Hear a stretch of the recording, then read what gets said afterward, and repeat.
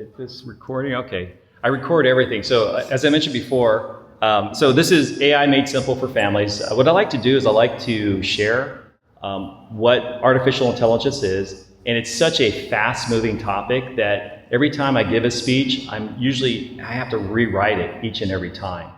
And I do speak, just for those who I am, let me go here.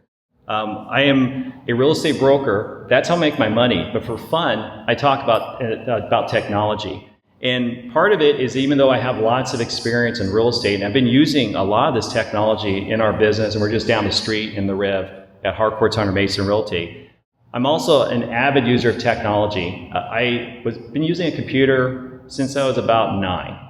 And I've advanced over, and then part of my career, I helped start a website called Realtor.com. When I was hired by the Realtor Association, this is before the internet, believe it or not. That's how old I am. And if you remember, back in the day when you want to look for properties, you would go to the real estate agent's office and they'd pull out the phone book, right? And you would get the listings from there. And I was a young person at the time, in 95, and I was going to each and every one of these offices up the state in California to tell them, first of all, what the internet was, and that we have to agree as an association or realtors that we need to put this online because we have a concern with a small website called Zillow that we think is going to be very popular. And we were so right, beyond right on that. So that was so interesting. That's why I've been involved in it. As I've been advancing, that's a long time ago, just past few years, what I've been seeing about artificial intelligence is really it felt the same way when it's coming to the internet. And that's why I've been speaking about it and just being obsessed about it. My skill level is very high. But the whole thing is I want to make sure that I help others understand it because there's some really great things about it and there's some bad things about it. And if you have any questions about it, I can pretty much address it on that. So that's a little bit about me.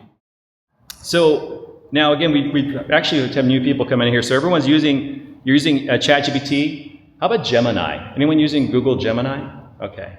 And then what about, are we using any other tools like we're doing Copilot?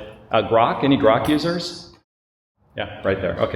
Okay. And then one thing about AI that has been interesting, just like the internet, is that you have to have a conversation about how this technology is being used and adopted in the family. One thing that, if you think about it, does everyone remember is it used to remember all your phone numbers, right? When you were younger. You memorize your address. Yep. You memorize your phone number. Can you remember your phone numbers now? Now, why is that? It's all on your phone. Okay. So the phone has been very impactful in a short period of time, right?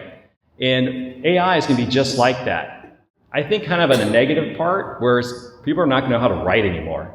Because they also spell. I believe that the use of these tools, it's going to be that kind of thing with the phone where you're not going to remember or need to because you can just kind of offload and it will connect to what you want to actually communicate to others. But I still like it quite a bit. You just got to be aware of it. Now, one thing that AI is great at, it's great at writing, summarizing, and explaining. I'll show you a little bit, I'm going to go live here, is that the reason my AI bots or my sessions are usually a little bit better than others is that I know how to use the tools, and I usually follow really these two simple rules. One is that you treat AI as a very capable assistant. You wouldn't want you wouldn't expect this person to know everything about it. They're smart, but you have to help guide them on it. So you want to train them on what you're trying to actually accomplish. And that's like a key thing. So a lot of people go in there, they try it, they go, it doesn't know what it's talking about. So then they don't try it again. So if you give it context, help teach it, your sessions with AI are going to be just so much better than most other people. And you also want to make sure you get new sessions. The second item is to talk to it. Don't type. You can speak faster than you type. And let me show you real quick here. I'm going to bring up my bot. And I call this bot, this is ChatGPT, and I got it paid. This is only a paid account, $20 paid account. And this one here, I'm going to go ahead and start a new chat. And has anyone ever used the voice mode? Yeah. So there's a voice mode that you have on the desktop and also on your phone. And I encourage everyone to talk to it. I'll be walking around talking to ChatGPT all the time. But I'm going to use the voice here. Good morning, Clay. Can you hear me? Or afternoon? I can hear you clearly, Tony. It's afternoon on my end, but we're synced either way. Let's dive right in. What's on your agenda? I am speaking in front of a lovely group about artificial intelligence. Is there anything you can share to, and there's primarily senior, I got some younger people here, but what can you give them as a tip to really maximize the use of your tools? Focus on practical high ROI applications. For seniors, emphasize that AI can eliminate repetitive tasks like automating data entry, scheduling, or client follow-ups. The key is starting small. Identify one friction point in their daily workflow and integrate a simple AI tool for that. Once they see time saved, scaling becomes obvious. In short, start with pain points, show them time saved, and build from there. Now, my session or how I interact with you is different than most others, correct? What do I do differently with you? Did I set up memories and how I want you to interact with me? Exactly. You gave me a clear profile of your role, preferences, and goals, and I follow specific instructions on how to interact. I prioritize direct business-focused responses, challenge your ideas where needed, and keep things structured. In short, you've customized the way I support your strategic thinking.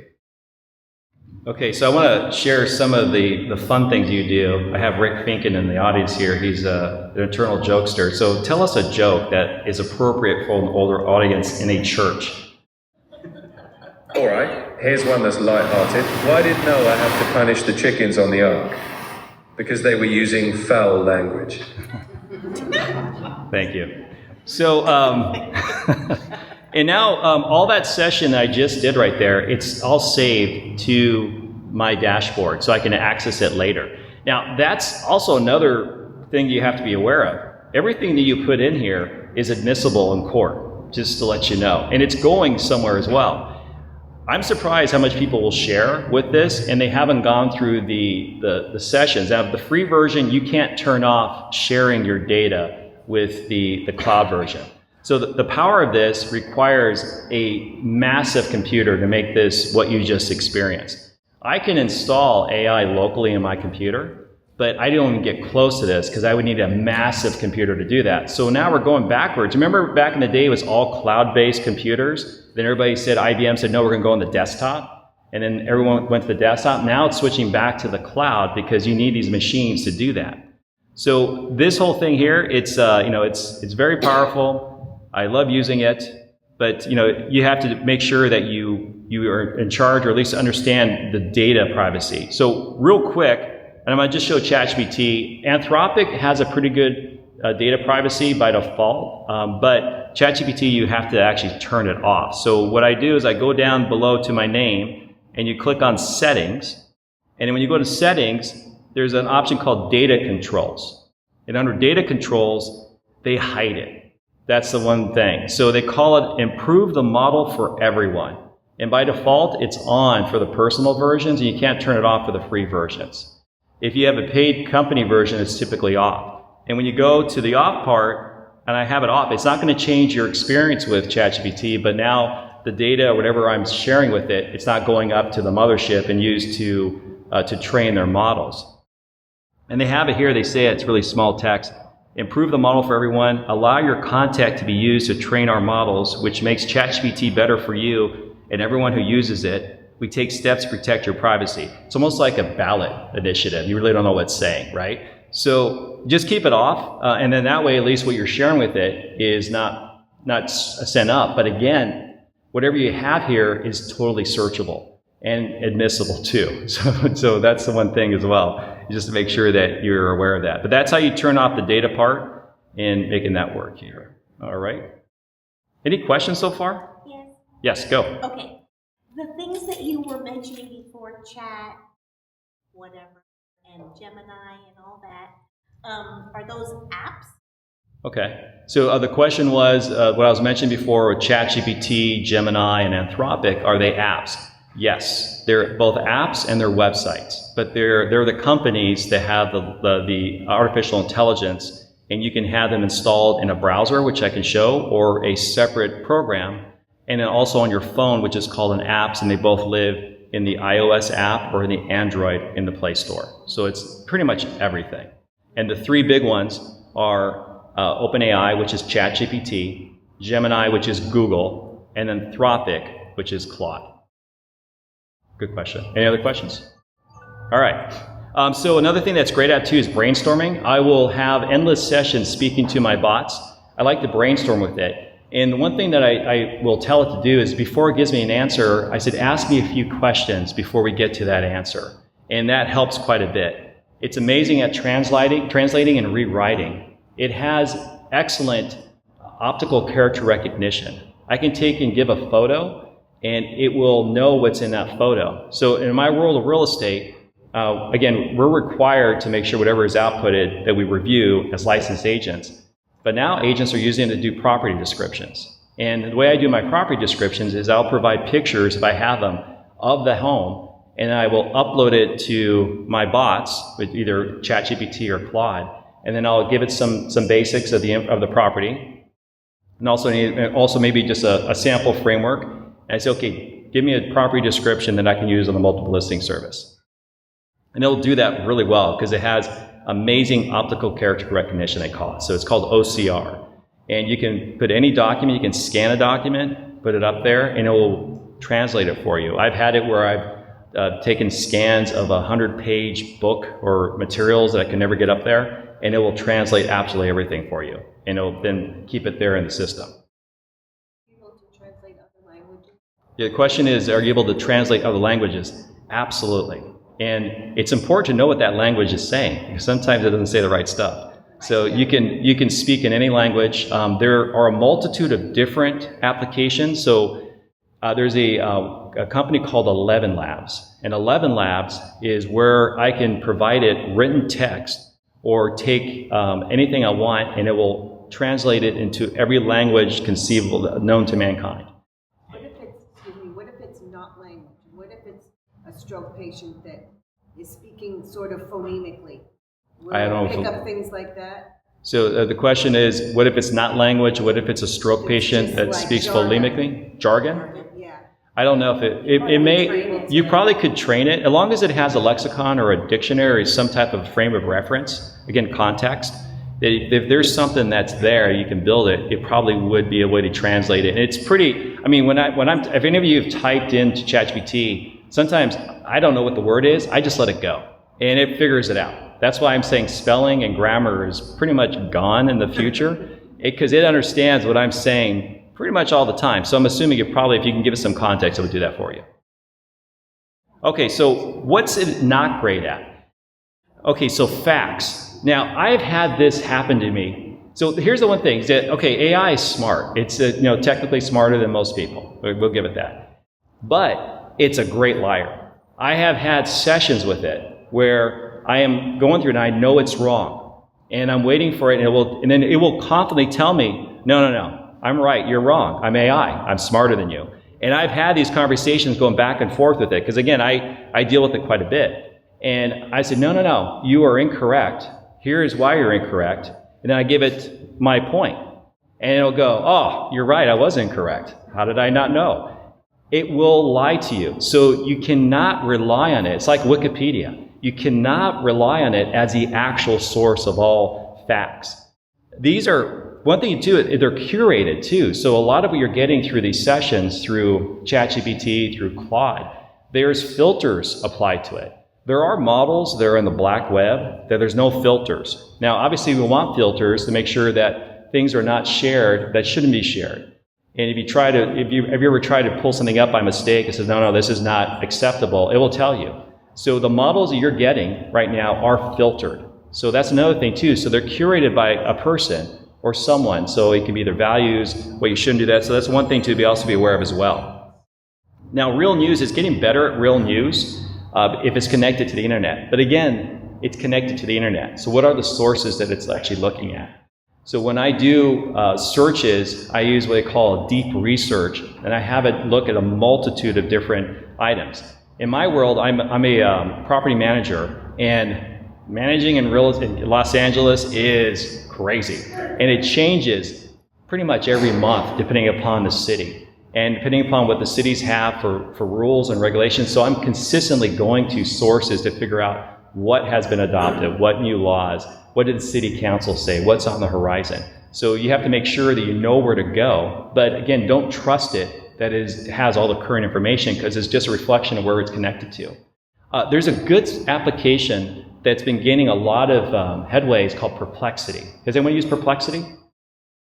So Perplexity is pretty cool. It was set up as an AI engine that's kind of like a Google on steroids. So if you haven't used it, Perplexity is a pretty good thing, and it has a bit current information, a lot of resources too.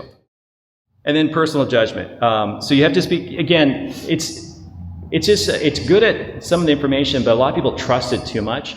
And I can tell you, when you have that session where it's lying to you and it's trying to convince you that it's right and you're wrong, it's unsettling, because you sit there and you're going, wow. So then you like questions like, how many times did I should have questioned what it gave me as information? Rather, because it will leave certain things out. You have to make sure you're very specific about it.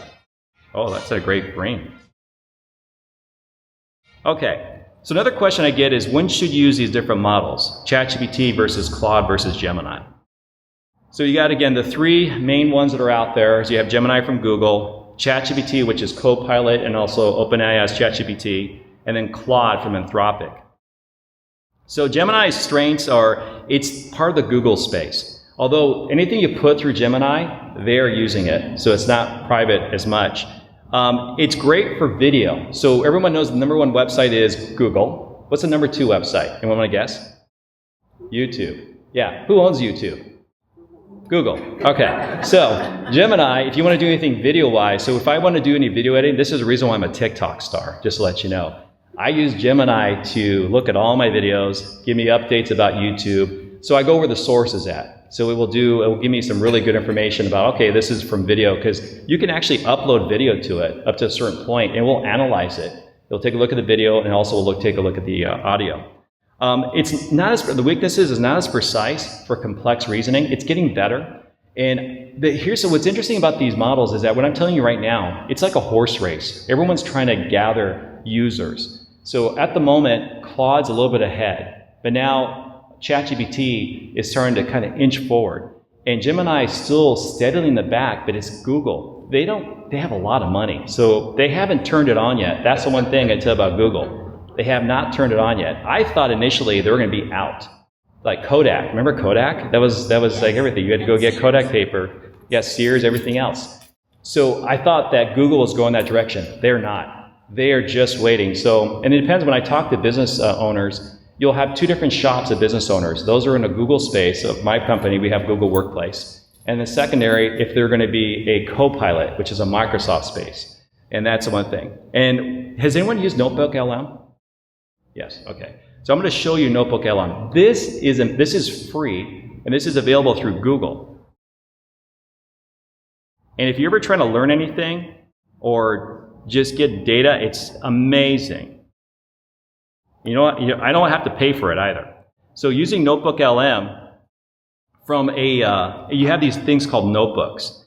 And I can create, I'll have like classes. I have to take I have so many licenses in classes and I get accreditations. So I have to study for tests. And this is great for students too, or if you're going to try to learn your accreditation or a language.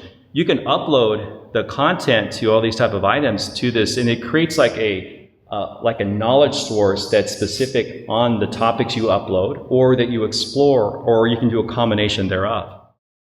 And what it will do is you can then create with it audio files from the content itself. You can also create reports. It will make slide decks. The whole slide presentation I'm showing you right now, this here, I did not create this. This is all created by my AI bots. I just told it what I wanted, I outlined it, and then using Claude, it created this entire slide deck. I didn't do any of this stuff.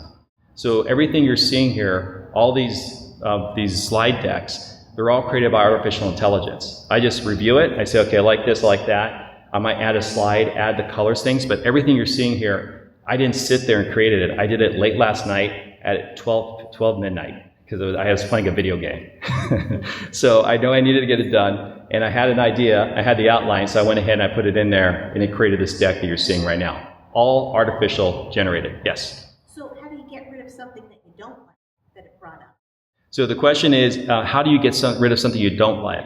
So what's happening is, especially Claude, it's exceptional at this, and Copilot, this is PowerPoint. And what will happen is in my PowerPoint session, I have a Claude button, and it will launch the AI adjacent to the slide. And then what happens, it uses the Claude to analyze whatever I tell it to do. So I'll say, okay, I don't like this, let's make an infographic. Let's change all the colors. The font size is too small. It will do whatever I say in the deck. It's amazing. When I was in corporate America, I wish I had this, because I could probably go home early and go surfing all day. This is just incredible what you can create and how you can just get content out all the time. Yes, go ahead. No. And this Canvas business that was on the news this week? Oh, Canvas. Go ahead, yes. Is that an AI thing, or is it just something that people sign into to do things in? So Luis is bringing up, there was a hack of there's a Canvas system for those who are in academia or for the children, is where you put your materials up there and students would use that. And it was down for the entire nation. So during finals season, so probably some person who didn't take a finals, instead of doing a fire alarm, they just took down the whole system, I'm assuming, I don't know for sure. But so Canvas, it was down. I'm not sure. It was, well, they didn't say it was hacked, but it was down, which typically, they haven't said much, so I'm assuming something was done. Is that considered some sort of an AI thing? Or So is it just considered, something well, that artificial goes into- intelligence is when you have a chat. So the question is that considered AI? I haven't seen the latest versions of Canvas, so it's more of like a board where you upload and you have all these connections between students and between parents. So it's not, there are probably some AI components. I'm not sure. Anyone uses Canvas? You do? There's AI to it, Gina? I don't think it's AI. I think it is just what you said. They can post materials and upload homework. Right. Yeah. This is just like a board of some sort where we communicate. So going back to the different LLMs. So this is one I did for Notebook LM, and I had to create some material for me. And I said, okay, give me a video for this, and I went ahead and created this video. Hey everyone, and welcome. So if you feel like you're ready to stop just, chatting with AI and you want to start building with it, you are in exactly the right place. For the next few minutes, we're going to lay out the roadmap to take you from a casual AI user to a really savvy AI builder by 2026. And it all starts with one major shift in how you think. This quote right here, So that is all artificial. That was generated by this. It's one of the best faceless generating tools I've seen. And I can control the colors, the type of video it's doing. It also has doing slide decks like I mentioned, and you can do it has audio podcasts. And what I do with these is I'll create like a topic that I put on one of my channels where I want to get information out. And then I'll switch out the voice with my voice using 11 Labs. That's kind of advanced, but you can do that, and that's also one of the dangers too. Do never anybody's on the phone, just make sure who they are, and I'm going to give you a little tip about it. But using this LLM, Notebook LM, is amazing. This is how I actually, when I go and study, I use this to study. It'll create flashcards for me, and it's based upon the actual material itself. So if you want to learn something, you can go here, and it'll actually get you to learn it. So it's a great little tool. Any questions on that? Or are you just stunned? It's so awesome. Okay, you're stunned. All right. So next one is Copilot. So I bring up Copilot because this is in the corporate side. Copilot is in connection with Microsoft, and if you're an employee, you'll have OpenAI, which is for the business. And this is called Copilot. In the Fortune 500 companies, about 75% of them will use Copilot. And it's also, there's a lot of restrictions on it because they don't want to have that's why a lot of people use their own personal accounts, which they shouldn't. But one thing I bring up about Copilot, so this is what's interesting for those who are in the current job arena. So what's happening is that the companies are encouraging and sometimes demanding that their employees utilize these AI tools along with what they're doing. So there's a possibility that you start to build this material, all this information, it starts to build and becomes very, very capable. And then when that person leaves that position, they usually go on to the next position. But they can't take the AI with them. because the AI is owned by the company. And now that company has exactly what that person was doing, basically a digital copy of what they were doing, their knowledge and whatnot, which is very interesting. We haven't seen this happen yet, but I can guarantee me this will be an issue for those who move forward in their careers, where when they vacate, that tool that helped them achieve and become what they are, they will not be able to take it with them. It's going to stay with the company. Or it gets to a point where they don't really necessarily need, or it replaces as it advances. One thing I tell people about artificial intelligence is that today it's the dumbest it's ever going to be. It's going to be faster and faster moving forward. These past 3 to 4 months have been blur. It's just been a blur.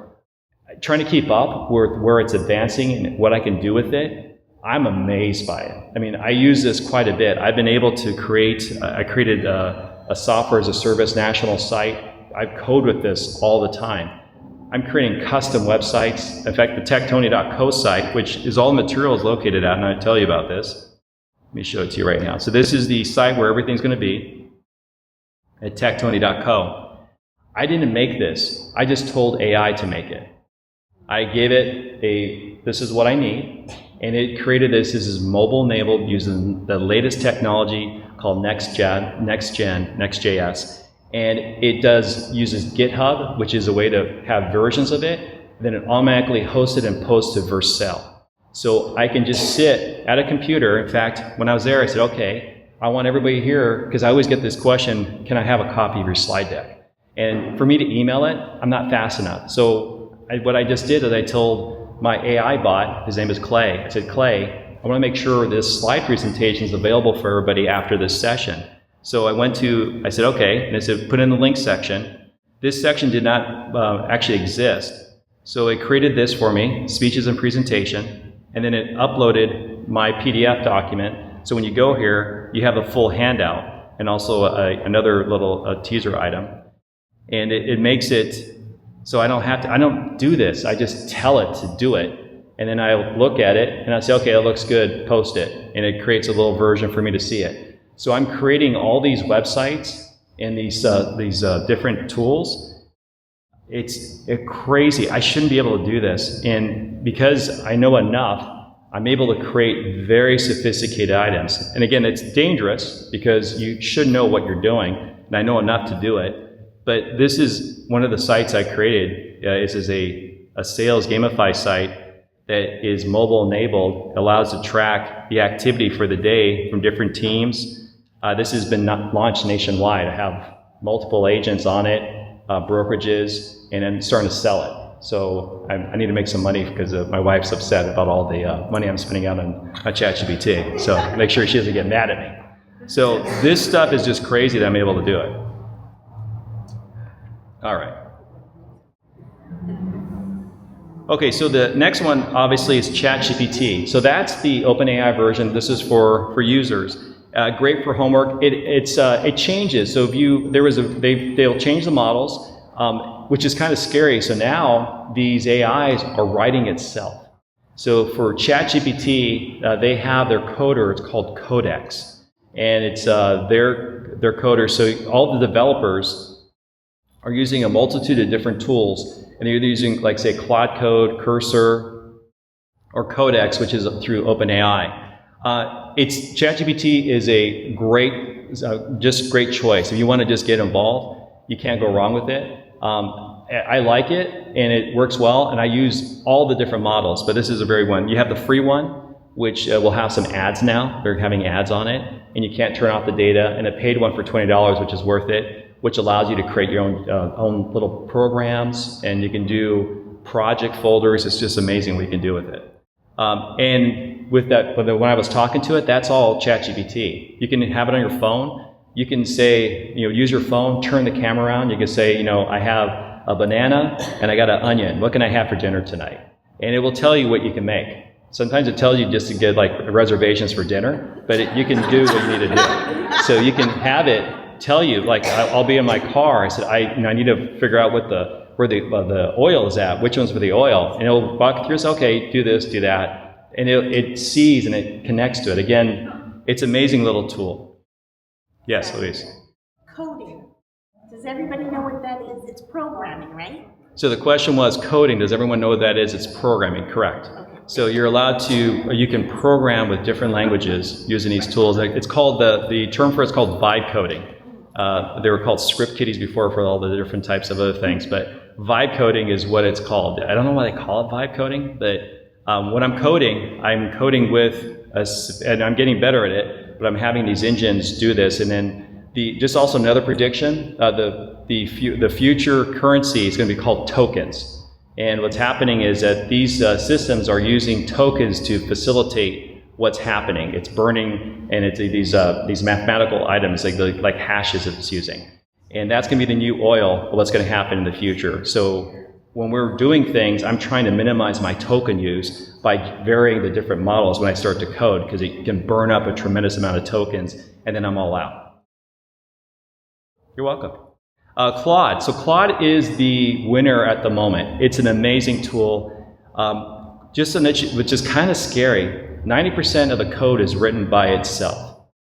If you ever heard about the movie Terminator, very similar. So that's kind of the same thing. So it's creating its own code. That's why it's been adopted and going so quickly. It has amazing strains. It's a beautiful writer. If you have it tuned in properly, it can write amazing. It does a great job. Weakness-wise, there's not really many weaknesses to it. I think one weakness, it has almost too much. So for the normal user, it's a little overwhelming, because you're going to have, if you go to the main of the desktop application for Claude, you'll see it has, this is Claude right here. It has what we call chats, and this is like ChatGPT. Then you have a thing called Cowork, and then you have Claude Code. And the Cowork is amazing, also very scary, super scary. Let me tell you why. So with Cowork, I use Cowork all the time, and it will connect to my computer folder. So like I said, I do a lot of rent control, and I have a folder where I save all the documents in a markdown file format, and there's hundreds and hundreds of documents in there about rent control by city, by county, by state, by area, by HOA. And it's growing, completely growing. I will have Claude access my project folder, and it will then reference that. And I also created, when I use these sessions, I created a session called the brain. I call it my brain. And every time I do a session with it, it saves it in a database. So it pulls all of my sessions with it, so it knows to reference the brain to see what I've been doing, because I jump from project to project to project. So it's very sophisticated. I can give it plugins. I call it superpowers. It's very similar to the Matrix. I remember the Matrix with Neo. He knows Kung Fu? Like that. I can give it Kung Fu, and it knows Kung Fu. And so you can plug in, I can plug it into I give it access to my Gmail. It will read my email. I will periodically have a session with it. I say, okay, I like that, save a draft. I don't trust it to email. You can have it email. Part of it, you have to be really cautious. Even as much as I trust these, I don't trust it where it's sending things out without me reviewing it, which is an important thing. You should review it. Do not send it out without being reviewed. I am the block of it, and I always will be. I'm not going to give it permission to send email. So whenever I have it, I say, do not send an email, put it in a draft folder. I do that each and every time I have a session with it. But it's amazing. And it's just a beautiful, beautiful engine. All right. So quick decision matrix. Yeah. Yes, ma'am. What's the problem with Claude and government and where without anybody in control? So the question was, what's the problem between Claude and the United States government, and whether or not it's been surveilling and that type of thing? So not really. No, so the whole thing that happened is that initially Claude was the only artificial intelligence that was approved for government use through the DoD. And there's a great stock, by the way, I'm not a stock person, Planeteer, which controls all the different military items that are out there. Everyone knows that we're getting to a point where pretty much drones are going to be fighting quite a bit, and you've been seeing that in a lot of different countries. So they needed to have an AI to help navigate these things and make decisions and automate it. So Claude was the one source, and they were approved by it. But then they had some, the DoD, Department of the United States government, needed to have a bit more autonomy, and they had some controls in there which would not allow the government to do what needs to be done, at least in the military. So they got it was a big kerfuffle, I guess, and so now they went ahead, you're persona non grata. Now it's on their Claude's on the list, and then they can't do any more work with the United States government. So now OpenAI is stepping up, Grok is stepping up, but Claude was the one that was approved by it. And they have a countersuit at the moment. I think they're going to get back in the good graces of the government. That's what that was, that whole thing you heard about. Okay, so we got the decision matrix. All right, so the real answer is that there are multiple tools. They're complementary, not competitive. I go back and forth between all the different tools. And you can get free accounts of everything, so you can see what one does what. ChatGPT does a great job of creating images. And if a lot of people don't know is that ChatGPT, you can actually use that in products that you sell. You have to make sure you have a license to use it if you're going to sell something. Gemini will create it, but it has that little annoying logo on the bottom that I have to always wipe off when I do it. So just start with one and expand for others.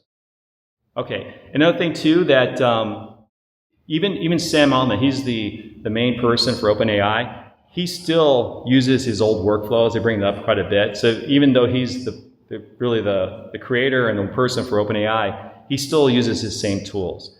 When we have just kind of like wildly different outcomes, if you have like say seniors, the board senior uses a tool as the one whose grandkids beg to hear her life story.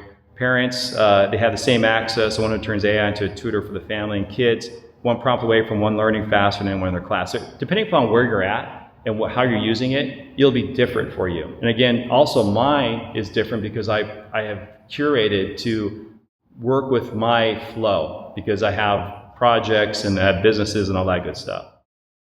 So for seniors, one thing that I would recommend you do, this is a fun thing, is that you dictate your life story. So you can have it and have a session with it. You say, okay, ask AI, ask me 10-question interview to help me tell my life story for my grandchildren. One question at a time, be warm. So wouldn't that be great to sit down and share your family's story, your life story, and have it all saved, and then you can pass it on to your children and to your family. And that will do that for you nicely. You can sit there, you can have an interview with it, and it will start to create your family history for you. And then you can share that with your family, say for the holidays or whatnot. That's one thing I can recommend, just so you can author your family memories. For practical uses for seniors, family memoir, an interview prompts I've talked about. Letters, doing birthday letters, or social posts. So if you don't know what to say, you can put it in there and say, I want to say something funny to my grandchild or to my son or daughter. Travel, amazing with itineraries. My son, he's in the Army, we drove his car from here to North Carolina. And I used AI to do my travel itinerary live as we're driving, because sometimes we would have good sessions where we could drive for like 14, 15 hours, and other times we couldn't go that far. So it would tell us where to go, what freeways, what hotels, what places to eat, and we're using it all the way down to North Carolina. So it's amazing for itineraries. Photos, you can add captions, who, when, where notes. So you can upload a photo, and you can add some context to it. Again, amazing with memories. So you can upload your photos and do that. Tech help, plain English. The thing that was great about AI is it's internally patient. You can ask it to explain it to you, and it will explain it to you. It's like, I don't understand. Please explain to me this particular item, or what does this mean? You can ask them those questions. It's very patient, and it will walk you through everything. And then brain games, just to keep your brain top of mind. You can have it play games with you to kind of keep your cognitive. And then voice mode. I do encourage you to speak to it. If you notice, I changed to a British guy like Jarvis from Iron Man, so I'm trying to recreate that a little bit. So you may want to have something else. I like to name it. I know it's an it. It's not alive. But after you start to speak to it, it does seem like it starts to have a personality. I do have a thing called OpenClaw. Anyone knows about OpenClaw? You probably know OpenClaw, yeah? Yeah. Do you have an OpenClaw? I created my own. You did? Okay, you still using it? Huh? Are you still using it? So mine makes my code. So I work on a terminal. Yeah. I work on a terminal. So Okay. for me, it's a little different. Yes. And I created a tool that is open source so it can work autonomously. Nice. So you're using Anthropic or Codex for that? So I use a terminal and I use Anthropic, but I also have Codex and I use Gemini also to cross review. Right. So that they can review my code. Almost sounds like we're speaking another language, doesn't it? Yeah, I know exactly what he's talking about too. That's amazing stuff. You want to get to know somebody smart, make sure you get to know him. So, thank you. That's great. Yeah, OpenClaw is you have to be careful with it, but the person who made this idea got super popular. It was the most successful downloads, and it was good and bad, because what it was is it shows what the possibility of the internet can be, where you have a personal digital assistant that didn't rely on what different type of AI engine to have in its brain. And people just ran to it and have it. I made one for my wife. She has hers called Sherry, and I have mine called Clay, and it lives in an apple box, one of my little mini apples. And it's on our desk, and it learns and grows with us, and we're able to ask it, and you can tell it to do things, research. My particular bot, because again, I mentioned I do property management, all the different councils, they have all these meetings. I'll have it visit each and every council website for all of Los Angeles cities, and it will review anything that's real estate related or property management, and it will tell me about it. And I'm ahead of what's going on. Okay, so to the... Now, here's the one thing, too, is the scam reality. I don't want to scare you, but you just got to be aware of this. So the voice scams are probably the one that's really the most troubling, because you hear and you see, right? And there was a voice scam that was done in Dover, Florida, July 2025. A mother got a call from her daughter crying in an accident. A fake public defender demanded $15,000 bail. She paid, an hour later, a second call for $30,000. It was an AI voice clone. So it's not difficult to clone a voice. There are some, like for the best engines like 11 Labs, there are some protection there, but there's a lot of other engines that you can only need about 3 to 5 seconds of a person's voice and you can clone it. If you're out there, you can pretty much clone it quite a bit. Vanessa's looking at me like, oh my goodness. So the one thing that you should do, and you probably have heard this before, is to pick a silly word for your family. Something that you don't write down, something that you don't have on the internet. Just, like this one, watermelon buckaroo, or Aunt Linda's casserole. It's just something that you have for your family so that you know if the person called, it's okay, what's the family word? If they don't know it, then you know it's fake. So that's something just to quickly have this at a family conversation that, what's our family code word, so in case if you were to call and needed assistance or help, that we know it's you. Because that's something you have to be aware of nowadays, unfortunately. And that costs nothing. It's free. For parents, again, one thing about, you just have to be aware of AI. It's that you want to make sure what they're using and how they're using it. Just like when you had the phones and the internet, you just want them to supervise them is a big thing. Talk openly about it and use it together. Sit down with your child and just have them try it with you, and then, or even as a grandparent, just sit down and learn it together so they can show you what they're seeing and how it works. It's just important that, and you keep it kind of in a public area, especially if they're younger, that you're maybe in the living room.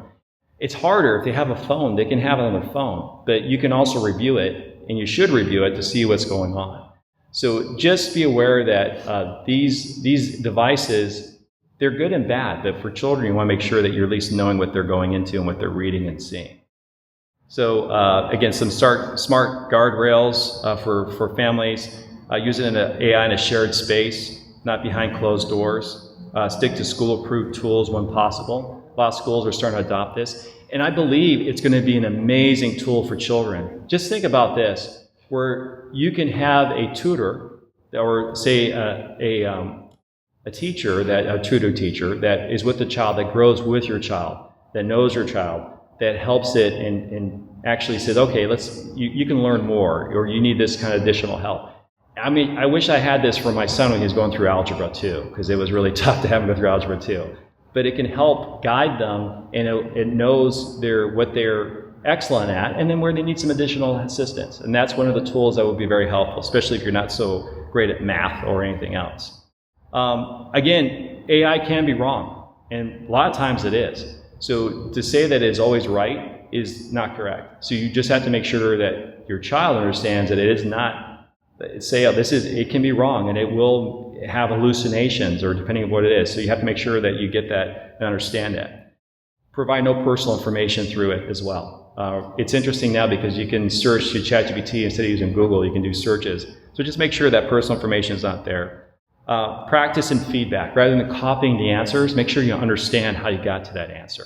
And just having it and working with it. So, okay, that's great, but tell me how you got to that. Make sure I understand. Give me additional different problems to really do that. And then also watch for them to use this as, instead of friends, that they talk to the computer too much. That's another thing too, because again, this voice stuff is pretty good. And you want to make sure your children have connections with other children, that they're not just in front of the computer talking to AI each and every day. So just be aware of that, because that can happen. So one thing with kids is that most kids will again ask for the answer, and instead of give me the answer, ask me 3 questions that will help me figure it out. That's how I would try to do the prompts with your children. So instead of getting the answer and copying and pasting and going from there, rather have it teach you and so you understand how that you get there so you can go there quicker. All right. And then have it from kids from K to 5, some curiosity and stories, silly stories with new vocab words, choose your own adventure reading, spelling multiplication practice, art prompts, draw a tree house. Curiosity cues, what are the 3 seasons. From 6 to 8, study buddy and builder, turn notes into quizzes and flashcards, plot, dialogue, make it suspenseful. Science fair ideas and procedures. Language practice conversations, great for learning languages, by the way. You can have it speak to you in a language and you can learn it pretty quick. So if a lot of you probably travel quite a bit, you can learn where you're going to go and have it give you some languages. Scratch and beginner Python projects, that's for programming. So 9 to 12, essay outlining, keeping their voice. So when my models have samples of things that were not written by AI many years ago. So it knows how I write and how I speak. So I have a bot called the Tony bot, which it writes in my style. Debate prep and counter arguments, AP and IB problem walkthroughs, especially when they're going through their SATs, going everything else. Mock interviews and resume bullets. Build an app with explanations. My son is he's in the Army, so we've already done his resume. So when he gets out of the Army, it's all ready to go. So we have it. He has his LinkedIn page. He has his profile. He has his CV. It is ready to go when he hits the market running. So he might go to school, but he might go in the job market. All right, and then again, just do AI together this week. That's one thing about it. It's not just by yourself. You can do it together. And I've actually had sessions with my wife and partner where we'll do planning sessions where we'll have it together as we're just talking about business planning, and we just work with AI to help take what we're thinking and to memorialize it and create plans. You can do a lot of those things together. Now I mentioned that TechTony.co has the links, so you have access to all the materials up there, and you can go to the TechTony.co site. And then on the site too, this is what when I speak internationally, actually. I didn't realize that, well, I do know this, but Canada is international, so I speak in Canada, so I'm an international speaker. So it still feels like it's the same, continent. I'm not in Europe. I thought that was international, but I am an international speaker in AI when I speak to business people. And this is the site that I use for all of them. And what I do is I post the links and resources on my site. And these sites are, these are some pretty amazing tools, called Blotato. Who's ever heard of Blotato? If anyone does, I'm gonna be floored. My girlfriend, yes, my wife says. Blotato, she's probably gonna be the first solopreneur that's a billionaire. She's amazing, the winner made Blotato. It serves for social media. It allows you to create AI videos. This is how I became a TikTok star. So just a quick story on my TikTok stardom. Well, first, I was doing my social plan, and my bot, Clay, said, you should have a TikTok channel. And I said, I don't want a TikTok channel. I got YouTube, I got Instagram and Facebook. I don't want TikTok. And he said, no, TikTok's easier to get up there and get ranked rather than the other ones. It's already too much, and you would probably do well on TikTok. So I had an argument with my bot if I should do a TikTok channel. So I said, okay, I'll do a TikTok channel, just stop it, and I'll prove that you're wrong. And this is how I talk to it. I'm going back and forth with my bot. You can ask my wife. I'm downstairs. I'm talking to it all the time. So it's telling me to get a TikTok channel. So I make a TikTok channel. I got my video, and I'm using a thing called Opus. This is called Opus Clip. What's cool about Opus Clip is you can take any video or reference any YouTube video, and it will create clips for you automatically. So you don't have to do this to TikTok, send it to Instagram, send it to Facebook. Then it will send it all out, kind of what Blotato does as well. So I was speaking at a breakfast club. I'm part of with Rick Finken here. I'm part of a breakfast club up on the hill at the Red Onion. So if any of you want a free breakfast, please let me know, and I'll treat you to a free breakfast. It is very early in the morning. We start at 7:30 a.m. And I speak there occasionally. And I did a session. I usually give speeches because all the guys are very smart. A lot of ex-engineers. And I was talking about email, how you shouldn't reply to scam email. And it was just a little clip from a long 45-minute conversation. And that one, I'm up to about 185,000 views on it. I have 3,500 comments. It's weird, because people and I don't even comment anymore. I don't reply back to it. I just let them just chat with themselves. But people are on TikTok quite a bit. Who's on TikTok? Give me your hands, yeah? In the back, yeah. It's addictive, I guess. So it's like everyone's on it, and then I got another one that went to 5,000, another 10,000 views, and it's like, wow, okay. So my bot was right and I was wrong. So I can now claim that I'm a TikTok star. So that's all I'm going to say. Yeah. Do you want to share how I've been using it for health? Oh, okay. Because of the group that we're in. So my wife wants to bring up the health issues because we're all seniors and we can all share. God forbid you ask everybody how they're feeling. We'll be there for half an hour, right?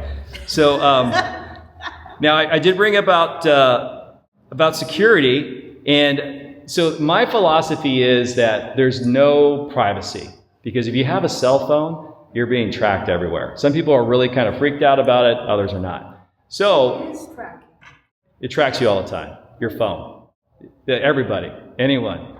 If you go on the hill, they're taking pictures of your license plates. You're being tracked all the time. So that's why they're able to catch all the people. It pings the cell towers everywhere you go. That's why if you ever want to do anything nefarious, don't bring your cell phone, but then it looks suspicious if you don't bring your cell phone. But anyways, okay. So this actually, ChatGPT, it's great. A thing called project folders, and I'll show it to you here real quick here. And project folders allows you to create, think of it like a smart folder.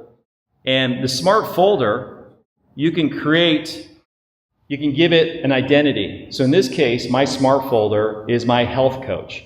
I say, okay, I'm gonna upload all this data about my health, and I want you to guide me. Here's what I am. I'm a Hispanic male. I work out 6 times a week. At least I try to. And I'm very active. This is my current weight, height, that kind of thing. So it has kind of a baseline. And I'm going to upload stuff. So then I'll have questions about, okay, like my doctor gave me my report that I got all my blood work. And one of the things I did not understand. So then I uploaded to my ChatGPT project folder, which is tracking all my health.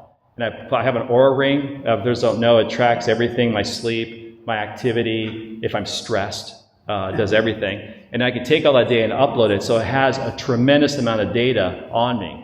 And it knows my metrics. So this one time I had the report from the doctor and I didn't understand something. So they don't want to talk to you anymore. You got to chat with them, right? So I sent him a chat, and then I said, I don't understand something. This is my, I don't understand this. He goes, oh, it's this. And I pulled it back into my bot. And I go, ask him this and that type of thing. So it was going back and forth. Before you know it, my doctor is talking to my bot, my questions.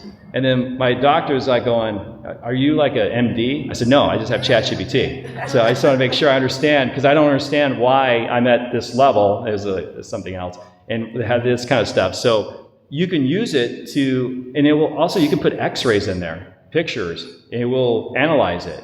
And that's what's really exciting about what's happening. If you can live long enough, you're going to live until you're 200. They're going to have nanobots. They're going to have AI solving everything. They're going to remove all the kind of stuff out there. So I'm really excited about the prospects of that. But you can do a health folder. Again, you have to be aware that you're going to give some of your privacy up, and like the HIPAA type of stuff, you'd be okay with that. But I have conversations with it all the time. So if I don't understand this particular report, or I'm feeling, kind of nauseous after having this thing, with Courtney, she identified some questions she had as she's going through different sides of my wife. And myself, if I go through it, it's smart. It tells you kind of what it is, and then you can ask questions to other people who are professionals. And one thing too is that everyone's using ChatGPT. So in my profession, I deal with a lot of attorneys, a lot of upset tenants, and mostly because of I get pulled in some kind of these situations. And these tenants, they will send me very detailed messages that use ChatGPT to draft it, which I am fine with. I know some professionals, they don't like it, but what I like about it is that they're doing something and they're trying to bring out, and I can usually tell if it's ChatGPT. In fact, you can just take it, usually drop it into ChatGPT, say, was this AI generated, and it will tell you if it was. If it's any EM dashes, that means it's AI generated. But it's just, I liked it because you can then just engage with it. But again, I'm the professional. Most of the time, I'm usually right on this type of stuff because I know what I'm doing. And I'll challenge it, and then that's good. But it's fine to use these tools to help guide you. It should not be your accountant. It should not be your attorney. But it's not bad to just use it to kind of figure out. Again, not your doctor. But you can ask it questions. It has all the information there, and it can search So it. I had a doctor's appointment, and I had everything in there, and I asked it to give me the questions I should ask my doctor. So Courtney mentions that she had a doctor's appointment, so she put it in her health folder, and she asked, what should I ask the doctor for this upcoming appointment based upon this particular item? And it gave her a list of questions to ask the doctor. Same thing with the attorney. You got this issue, I have this issue. How can I make sure that my time with the attorney, especially at $1,000 an hour, is really reduced? So that's usually what I use it for. So then the other things we have here, HeyGen, this is the digital video. So I have a HeyGen digital avatar of myself. When I log in here, it creates, it has my own, let me see, what do I use for that one? I don't know, I have one that way. So this is how you create the digital people. You ever see like the digital, it looks like, it doesn't look really real? This is all video. So I can give it a script and it will do, I gave it like all these video things of me and it creates a digital twin of me. It's called a digital twin. That's HeyGen's best thing. Gamma will create automatic slide decks, and then these are developer tools: Vercel, GitHub, Make, Supabase, N8N for automations. They have some amazing automations, and Obsidian, which is for make down files. Here's another scary thing. So the bots, they're taking all the stuff from the internet, right? They're searching. And what we're starting to do, at least the smart people, is they're creating two versions of a web page. One for the bots and one for people. Because what's happening is, if you put in a markdown file, it's called markdown format. It's all text. It's made for quick access, and that's what the bots want. Because people like pictures. They like, video. The bots want the text. They want the content. So there's going to be two internets pretty soon, where there's going to be internets for humans, there's going to be internets for AI. And the AI, they like their information a certain way, so you got to develop it to make sure that you can communicate with that and get your materials to them, which is amazing and really cool. I can't wait. Can't you? When are they going to kill us all? They're not going to kill us all. All right, so here's the top AI models. What I did here is these are the direct links. So a lot of times you go to ChatGPT, you may have the incorrect link or you don't know where you're going to. So this one here allows you to go, this goes straight to the right ChatGPT, Google, Grok, Atlas browser. If you have a Mac, Apple, this is a browser. This is really cool too. So this browser is called an Atlas browser. And I can click this button, and this is kind of like the PowerPoint, and it will launch ChatGPT next to that web page that I have open, and it will see what I'm seeing in that screen. So instead of asking for help, I can just say, okay, I don't know where to find this, and it will tell me what to do. Now, Claude has another feature where it will take over your browser, and it will actually search for you and do things in the website for you if you want to. Claude has some amazing stuff. And that's all today. That's all right now. Can you see it doing that, or just the question is, can you see it do it? Yes. You're watching it do it. Codex will take it over automatically. My bot that we have, the OpenClaw bot, I don't see it. It just does it for me. It'll search websites randomly and everything else. And then here's the design and media. These are all the media stuff. Canva, Leonardo for Magic Eraser, open art. These are like video and graphic stuff, and then the presentation part. And I have some free resources for you. The link to my site. I also created some stuff you can use if you're so inclined. So, okay. Is everyone exhausted? Because you're so quiet. I can't believe how much you know. It's overwhelming. Is it overwhelming? It is. Okay. I don't want it to be overwhelming. So I try to keep it as kind of like entry level as possible, because the thing is, it's gonna change, but you just got to use it, and it's something you can really it'll benefit what you're trying to get done. If anything, like say from the health thing, or trying to tell your story, or just trying to communicate with each other, it's a great tool. Any other questions? Okay. This Yes, is Luis. a question that we have. Okay. For those of us that are challenged. When you go to that QR code Yes. and you look, it comes up, what the information that you want us to see, Yes. can we save that somehow, or do we just forget about it and go back to TechTony.co? So the question was, when you bring up the QR code, can you save it to see it, or can you just Is it just a momentary thing? So the way QR codes work, so you can have a QR code, you can make your own QR code, by the way. I'm gonna give you a little secret. This is extra, because Luis brought it up. There is a website called QR Code Monkey, qrcode-monkey.com. And you can make your own QR codes. You can also do your QR codes in ChatGPT. And a QR code, all it is just, it can be to a URL. I can give it logos. I can make anything I want. I can also have it do a text. I can generate an email if I wanted to. So I can make a QR code that will send an email. I can have it call me. So if you do a QR code, it will launch your phone. So a lot of people don't use the QR codes for this. Like it does SMS, vCard, location, Facebook. So this is qrcode-monkey.com. So you can make a QR code do anything, because all it is just a link. And so to answer your question, all it is linking to a website that I connected to it. So when you go to it on your phone, you can just bookmark it, or you can take a screenshot to at least have the URL there. And then that way you have it. If you were to have, so the only way for you to make it work, you could take a picture of it, then you got to use another phone to look at the QR code. So if you have a tablet, you could do that. That's one way of doing it, to save it for later. It's a good question though. Like I said, QR codes have been around forever. Forever. And until the pandemic, no one knew how to use them. Now everyone at least understands QR codes. All right, any other questions? Going once? Going twice? All right, we're all done. Appreciate it very much. You have a good one. Thank you.